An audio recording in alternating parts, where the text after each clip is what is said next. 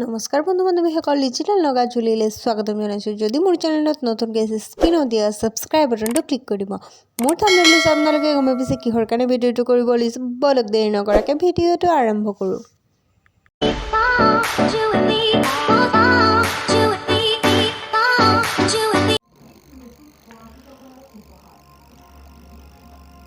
তো আপোনালোকে মোৰ থাম্বনেইলটো চাই আপোনালোকে গমেই পাইছে মই কিহৰ কাৰণে ভিডিঅ'টো কৰিব ওলাইছোঁ, যে বিঅ' বা LFৰ কেছবুক কেনেকৈ আপোনালোকে লিখিব।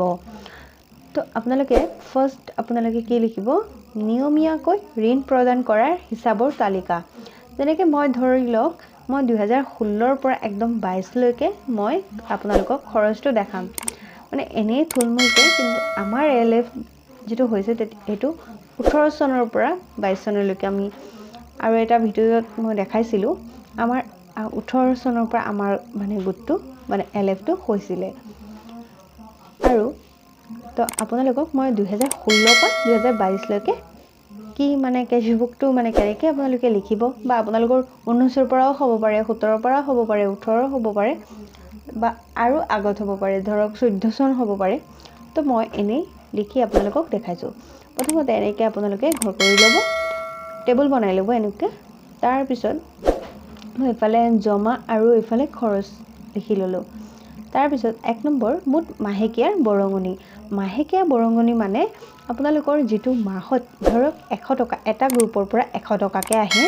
তো এটা LF বা BLতো 100 গৰাকী থাকে, মানে 10টা গোট থাকে।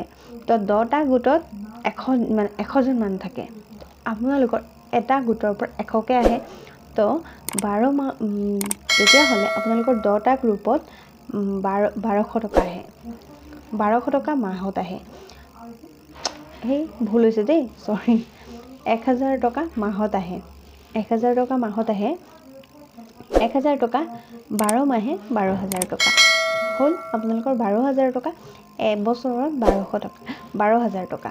তো আপোনালোকৰ 2 বছৰত কিমান হ'ব, 3 বছৰত কিমান হ'ব, 4 বছৰত কিমান হ'ব, তো আপোনালোকে লিখি ল'লে। 2022লৈকে যদি হয় তেতিয়াহ'লে 84,000 হয়। তাৰপিছত মই লিখি ল'লোঁ। তাৰপিছত এনুৱেলমৰ RFটো আপোনালোকৰ 50,000 মই লিখি ল'লোঁ। 50,000 RFটো পায়, মানে LF বা BLFত BOত 50,000 পায়। তাৰপিছত আপোনালোকৰ বেংকৰ পৰা পোৱা সুদ। বেংকৰ পৰা আপোনালোকে ইমান দিনে যে টকাখিনি জমা দিছে, প্ৰত্যেক মাহত আপোনালোকে 1200 টকা 1000 টকাকৈ ৰাখিছে। 1000 টকাকৈ যদি ৰাখিছে তেতিয়াহ'লে সুদ কিমান বাঢ়িব।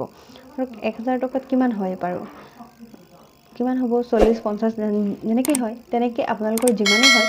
তো ইমান টকাকৈ আপোনালোকৰ কি হ'ল, আপোনালোকে মানে গোটেইখিনি সুদখিনি আপোনালোকে গণিব যে ইমান দিনে আপোনালোকৰ কিমান টকা হ'ল। যিদিনাখন আপোনালোকে কেছবুকটো বনাব, ধৰক ডিচেম্বৰত বনালে, তো আপোনালোকে ডিচেম্বৰলৈকে আপোনালোকৰ কিমান হয় সুদটো, এইটো আপোনালোকে কি কৰিব, লিখি ল'ব। তাৰপিছত মই 5,000 টকা মই লিখি লৈছোঁ, এনেই থুলমূলকৈ লিখিছোঁ দেই।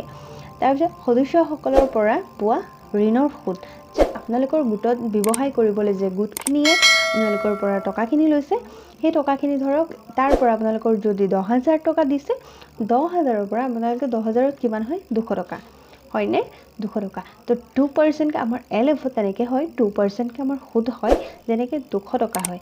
200 টকাত আমাৰ কি হয়, 200 টকা 100 টকা আপোনালোকৰ যিটো গ্ৰুপ থাকিব সেইটো তাত 100 টকা যাব, আৰু আপোনালোকৰ LF বা BOত 100 টকা আহিব। আমাৰ মানে চিষ্টেমটো এনেকুৱা। কিন্তু কিছুমান BO গোটত 1%ই হয়, যেনেকৈ 10,000ত 100 টকা।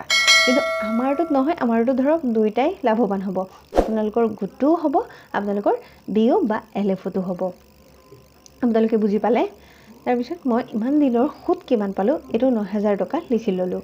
তাৰপিছত লিখি ল'লোঁ, এইটো 4 নম্বৰলৈকে লিখি মই আকৌ চাওক খৰচত, যাতায়াতৰ খৰচ, মানে ইমান দিনে যে আপোনালোকে ৰিক্সা ভাড়া দিছে, আপোনালোকৰ 20 টকা 30 টকা কিবা খাইছে, মানে ধৰক আপোনালোকে খোৱা নাই বাৰু, যদি খাইছে বা কিবা যদি খায়, আপোনালোকে যাওঁতেতো কিবা এটা খাব, চাহ একাপে খালে, ইমান দিনৰ যে খৰচ হ'ল একেবাৰে 2017ৰ পৰা 2016 পা ধৰক মই 1000 টকা লিখি ল'লোঁ। তাৰপিছত আপোনালোকে কি কৰিলে 2 নম্বৰ জেৰক্স কলম আঠা বেনাৰো বনাব লাগিব ন আপোনালোকৰ LF4 বা বিঅ'ৰ।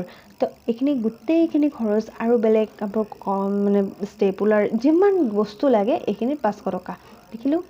3 নম্বৰটো সদস্যসকলক মুঠ ঋণ দিয়া আছে। আপোনালোকৰ ধৰক এটা মানে আমাৰ যদি 10টা গ্ৰুপ থাকে, যদি আমাৰ বাজেটটো যিটো আমাৰ মেইন মুঠ মাহেকীয়া দৰমহা ইমান দিনৰ যদি অলপ বেছিকৈ থাকে, তেতিয়াহ'লে আমাৰ যদি ধৰক 1 লাখ মান থাকে, তেতিয়াহ'লে আমি কি কৰিম বা আপোনালোকে কি কৰিব পাৰিব যে 1 লাখ টকা যদি আপোনালোকৰ বাজেটটো থাকে, তেতিয়াহ'লে আপোনালোকৰ 5টা গ্ৰুপত আপোনালোকে কি কৰিলে 5টা গ্ৰুপক 10,000কৈ দি দিলে, 10,000 টকাকৈ দিলে।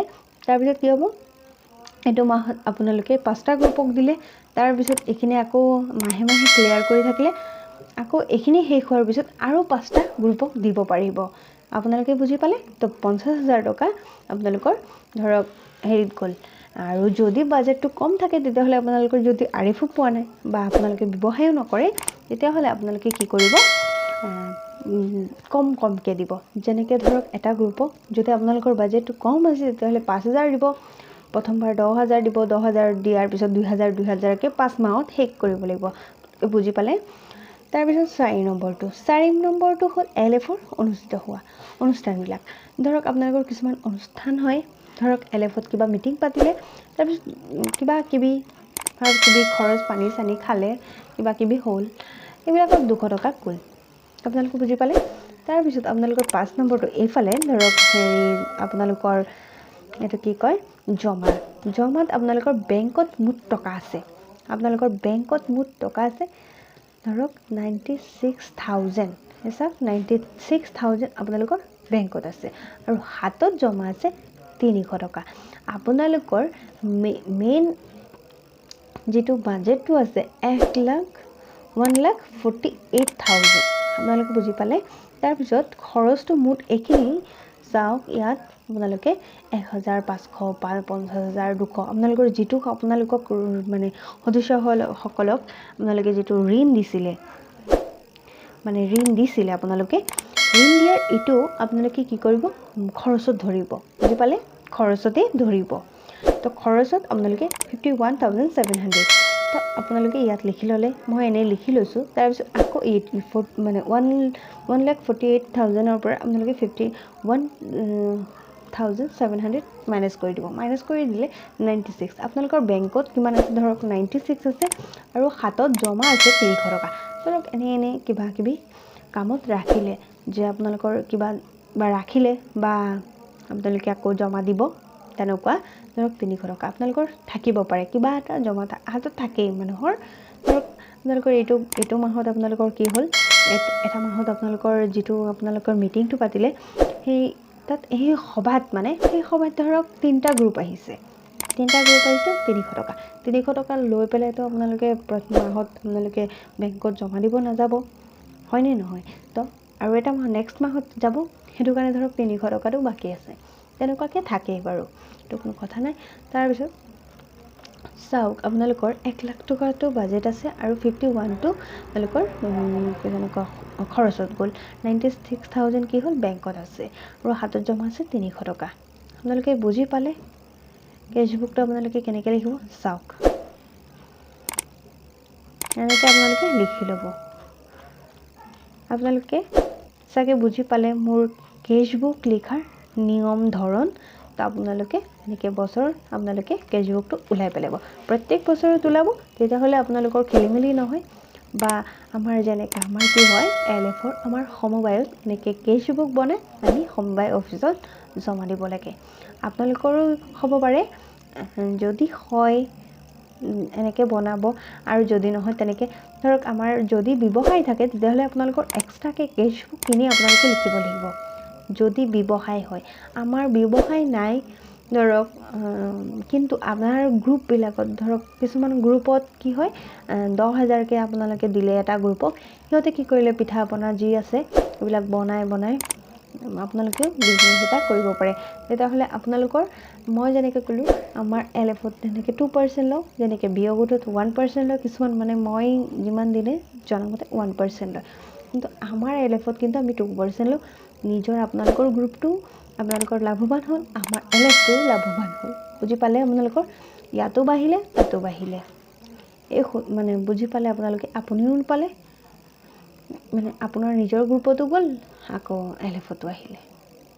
আশা কৰোঁ মোৰ ভিডিঅ'ৰ গোটেইখিনি কথা আপোনালোকে বুজি পাইছে, মানে কেছবুক কেনেকৈ লিখিব লাগে আপোনালোকে বুজি পাইছে। যদি মোৰ ভিডিঅ'টো ভাল লাগে, লাইক, কমেণ্ট, শ্বেয়াৰ কৰিব আৰু মোৰ চেনেলটো প্লিজ আপোনালোকে ছাবস্ক্ৰাইব কৰিব। ধন্যবাদ।